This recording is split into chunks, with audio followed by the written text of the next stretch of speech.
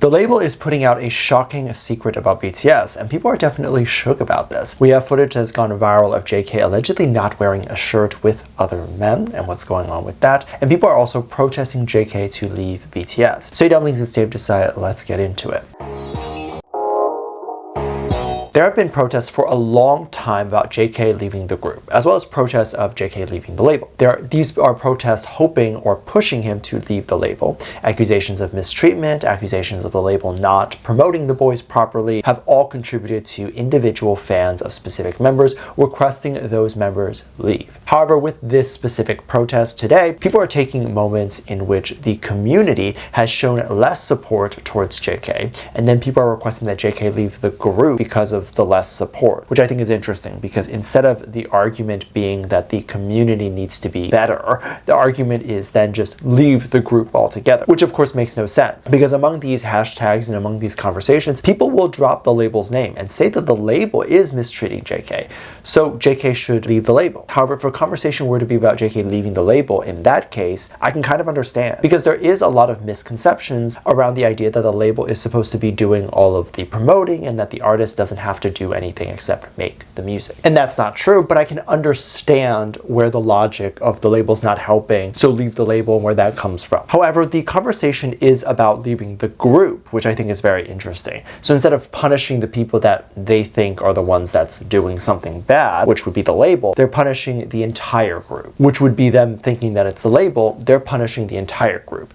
And this then tells me that it's not about the mistreatment or the alleged mistreatment. It's not about these people thinking that, because I don't think that they honestly believe that. I think them making this a big fuss is because they just don't want to see JK in the group. They just want to see JK doing his own thing, and they just want to see him, and they don't like the other members. These are not fans. These are people who like one member and would go as far as kill the other members. And this is the thing that I find annoying, is when people can't just say what they want to say, because the truth of the matter here is these people know that what they want, which is for JK to go solo because they don't like the other members, and they know that that thought is crazy. They're aware of that. So they have to wrap it in this thing that would make other people join in, because it's, oh, the label's being bad. But if you really think about it, if the label is being bad, why are you asking JK to leave the entire group and then not just asking the group to leave the label? As of right now, I don't think that the label has done anything wrong. A label has thousands of employees, and if one employee does do something and that thing is not fair, that doesn't mean that it's all bad. Like, the label's not all bad. It could just be a mistake of that one employee. However, everything that's being said about JK and the alleged mistreatment that he is getting is all things that all the members have received individually, and other groups and their individual members have received that. Not every news article and not every big accomplishment is always shared by the label, especially if the community is aware of this accomplishment. The label or the social media team might not feel the need to share it on their social media platform. Also understanding that if JK is currently doing a solo activity, then it wouldn't necessarily make sense if the label kept tweeting about RM or whatever. But these are some of the things that some of these people in the community call unfair, which I don't know about that. People love to say that the label is doing something horrible up until the label actually releases something that they would deem enjoyable and is actually working on things behind the scenes. Then we suddenly love the label because they're feeding us, giving us content. This was a little bit of a throwback story, but it has been trending and people have been talking about it, which is an alleged secret that the label decided to keep about BTS. So this was back when they were doing the Permission to Dance concert, and of course this was during the height of Miss Rona. People weren't allowed to cheer and scream. Of course you could dance, you could do all of that stuff, but when you talk, scream, or sing along, you are spreading water droplets. Even if you have a face mask on, it can still be risky. So the label decided to implement something different to allow the community to still cheer and show support, but in a more organized way and of course in a safer way. Basically, the idea was that everyone would receive a clapper and some sort of noise maker that they can use to make noise during certain parts of the song, or to cheer or just show support. However, this particular notice was titled as a secret, and it was, "Don't let the BTS members know until the day of the concert so that they could be surprised." However, it was tweeted and posted out on all official platforms, so it wasn't like it was something that was actually a secret, because all the members can quite literally see it, and of course J-Hope saw it immediately and talked about it. The thing is, in entertainment, the person that you are surprising is never the person that is entertaining. The person that gets surprised is the one watching. It's always meant to be that because the entertainer is supposed to entertain and serve the audience. So nothing really is ever actually a secret for them. But here's another thing. Right when the label decides to allegedly lie about some little cute thing like this,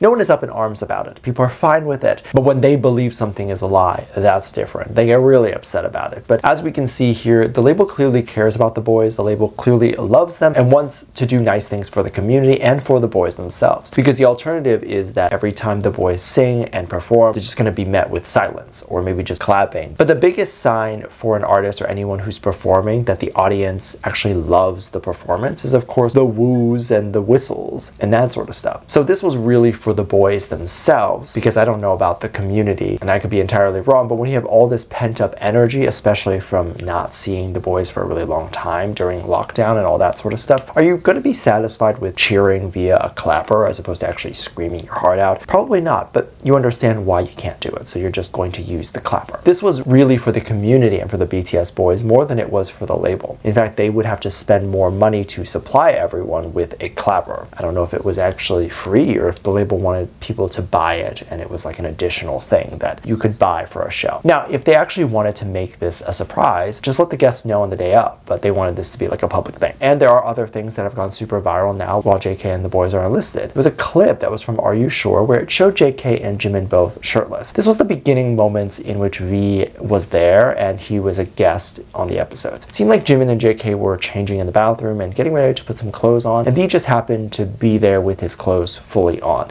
People were taking moments in which they saw V and his reaction to seeing JK with his shirt off, and people specifically said, oh, he's not looking at Jimin. The thing is, JK is super buff and super huge, like big. Like it would be really hard to see someone like that in real life and not stop and stare at them, especially if JK is like a Calvin Klein model, right? Now, I also believe V did look at Jimin and it was pretty equal in that department. He likely was admiring everyone's physique, and now I would say V's physique is probably similar to JK since he's been in the military. Some people were saying that this was V coming out, or this was proof that V and JK were in a relationship, just simply the way that V was looking at JK. It's also important to note that these clips are edited and then slowed down for dramatic effect of what we believe is someone looking at someone like their eye candy. Because when you edit it in a certain way and then you add music or you slow it down or you zoom in and you do all that stuff, you can really make any narrative true or make it look true. But in reality, when you sit down and watch the episode and you watch the show in its entirety, you likely rarely ever see anything wrong and you don't notice it.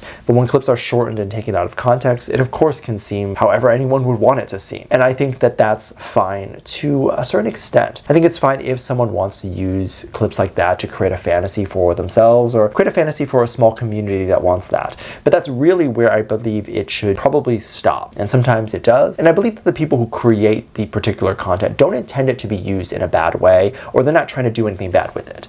But what happens is the community then will take clips and moments and use it as a way to attack Jimin, who a large part of the community doesn't like, because they feel that Jimin is getting in the way of V and JK dating. They will sometimes say things based on these clips and say, oh, so-and-so hates so-and-so because clearly V hates Jimin, or oh, clearly JK hates Jimin, and all that stuff. And clearly these moments are pretty much just made for entertainment and made for people who have their own fantasy. And it's not meant to be taken literally, or as I've seen some people quite literally scream into the camera saying how frustrated they are because Jimin is allegedly a bad person from these clips. Like, huh? Let me know what you think. Make sure you check out Patreon for more videos. Link down below. Thanks. Just leave a comment right here. Love you. Bye.